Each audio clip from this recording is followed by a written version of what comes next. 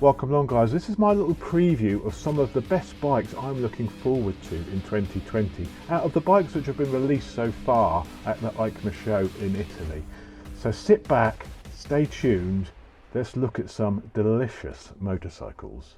So starting off with one of my favourite ever bikes, the Super Duke R. I owned one of these, the original one, the 2415 version, absolutely loved it. Sold it because it was a little bit agricultural. Bike's been through several generations now and they have absolutely nailed it with the 2 version. This 3 version must be incredible. 177 brake horsepower, 140 newton meters of torque. Not much change in power from last year's. Up a couple of brake horsepower, that's all. Actually down a couple of torques as well because of that new exhaust, the new emission regulations for Euro 5 the bike has to meet. It's now got the 5-inch TFT, new headlights, new styling. The frame is very similar to the old RC8 frame, but it's actually 2 kilos lighter and 3 times stiffer than the old Super Duke. The rear subframe is now composite. Gone is the trellis design, so it's lighter.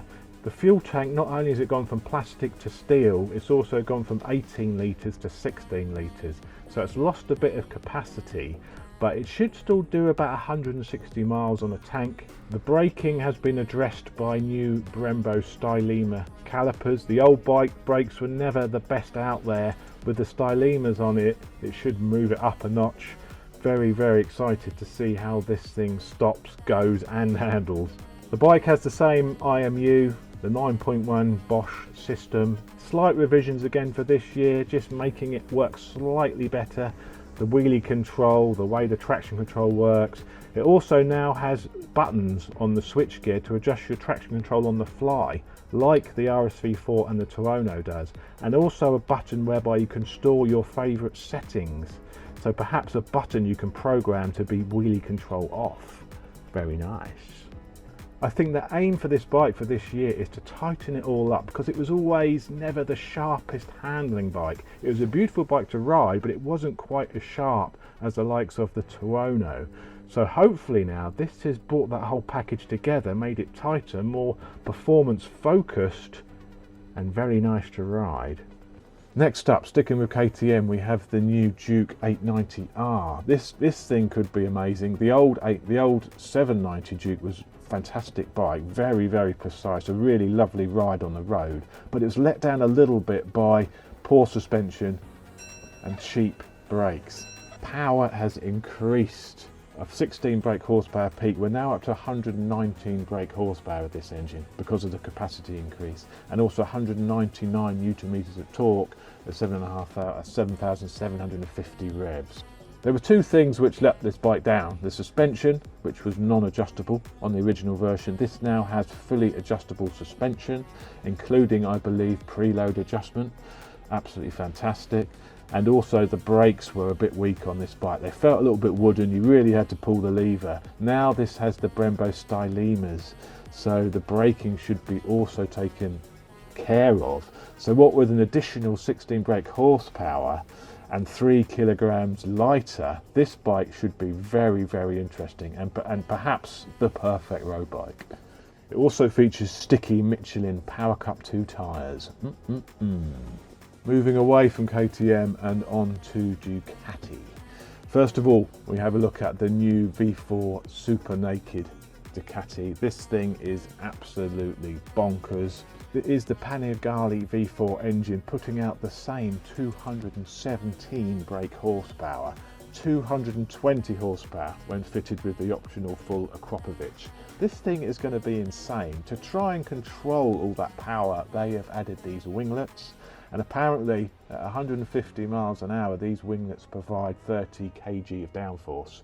This thing is going to be sharp on track and on the road. It's an absolute monster. But the question will remain, is over 200 horsepower too much for a naked bike when this thing is very, very light? KTM have the Wasp headlight. It seems that Ducati has gone with the Ant.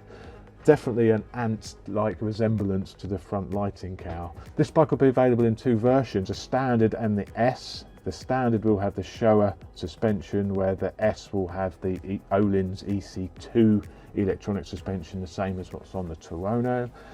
Both bikes will come with full electronic suite, six-axis IMUs, launch control, cornering ABS, all of the usual electronics these days, and I am quite excited about trying this bike out. But I do think it could be too mental. Is over 200 horsepower on a naked bike going to be too much? Wings or not, we will see. The other new bike I'm very interested in from Ducati is the new V2. Looks a little bit sexy. It's got the bodywork from the V4 Ducati. Nice grin, love. It also comes in red. They're calling it the V2 because obviously there's the V4, the V2, because it is a twin. The big news with this one for me is the styling update, and they've also managed to make the exhaust look decent. Gone are the two separate end cans, and we now have the under pan exhaust, so the bike is back to looking sexy. This is going to be a fantastic bike. You know, that power on the road is the perfect road bike. So I'm really going to need to make sure I get my arse on one of these next year and test it out, because it looks rather sexy. 155 brake horsepower at 10,000 revs. Perfect amount of power for the road. It's a 5 brake horsepower power hike over the old 959. So, and that's with the new Euro 5 emissions. The full electronic suite, as you would expect, cornering ABS, quick shifter up and down, race mode, street modes, and the 4.5-inch TFT display as seen, of course, on the V4. An excellent bike, can't wait to test it. Moving on to the Aprilia stand, what have Aprilia got in store for us? Well, the RR RSV4 now has wings, now comes with wings and a rather sexy paint scheme, but I don't recommend riding it in red high heels. The RSV4 factory now comes with the Öhlins EC2 suspension, like on the Tuono, but still we've got no facelift of those lights. We've still got halogen lights on these bikes. We are really overdue a facelift on the RSV4 and the Tuono. But the big news from Aprilia is this, the RS660. This is the new middleweight twin from Aprilia. It basically uses the front two cylinders from the RSV4, which are then slightly overboard to raise it up to 660cc. It makes 98 brake horsepower, which for a twin is actually class leading when you consider the MT-07 only makes 74 brake horsepower. No news on the weight of this yet, but it's going to be around the 180 kilo mark. Quite light. Also comes with full electronic suite, cornering ABS, traction control, wheelie control, up and down quick shifter. Aprilia are saying it is a road bike primarily, but it's also going to be good on the track. I think this bike is set to rejuvenate the middleweight class. I really hope so, because it's a class which is fantastic for road bikes. Exciting. I will be riding this as soon as it is available in the dealers, and it is one of the top bikes I'm looking forward to for next year. Beautiful. Moving on to the big H, what have they got in store for us for 2020? Well, the big news for me, well, it isn't this. It isn't the new Africa Twin, fantastic as it isn't also a Carol Crutchlow's bike. It is the new Fireblade. We have been waiting a long time for this bike. When the new Blade came out last time, I was a little bit disappointed because it was really a rehashed old Fireblade. This is actually a new machine. Honda are claiming 214 brake horsepower at 14,500 RPM, but it doesn't come with any sort of VVT system, so it could end up being a little bit peaky. We will see. The weight of it is actually slightly heavier than last year's bike. Last year they didn't have the power, so they put all their efforts into making it as light as possible. The new Blade weighs in at just over 200 kilos, where the old bike was in the 190 kilo range. So it's put on about 5 kilos or so, but we can forgive it with that extra power hike. The power to weight ratio is still going to be much better than last year's. The bike features wings. Marquez likes it, but why wouldn't he?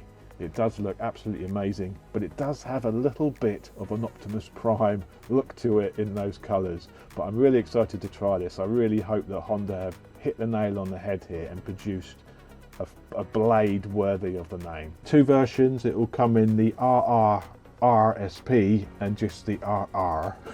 Main differences between them is the suspension. It's Shura suspension on the standard, Öhlins electronic suspension on the RRR. The bike was inspired by their RCV 213 MotoGP replica bike. You can see even the colour scheme is very similar to that bike. It's going to be an interesting one. I can't wait to ride it. It's got a lot of diamond light coating, DLC coatings used inside the engine. It's obviously a high revving engine this, so the only thing that worries me about this bike is it going to be just all too peaky and there's going to be a real lack of mid-range. We will see. I will be riding this bike as soon as it's available.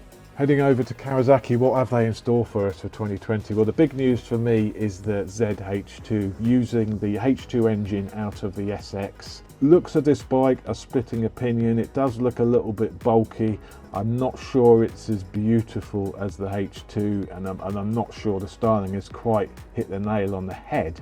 But this bike is going to be 200 horsepower, 140 newton meters of torque. It's going to be an absolute monster. 100 foot-pounds of torque and over 200 brake horsepower on tap. And the thing about the H2s is you can get more power easily by doing a simple reflash and a chip tune. You can be up to 250 horsepower, no problem at all. It's 17 kilograms lighter than the H2 SX, which is 239 kilos.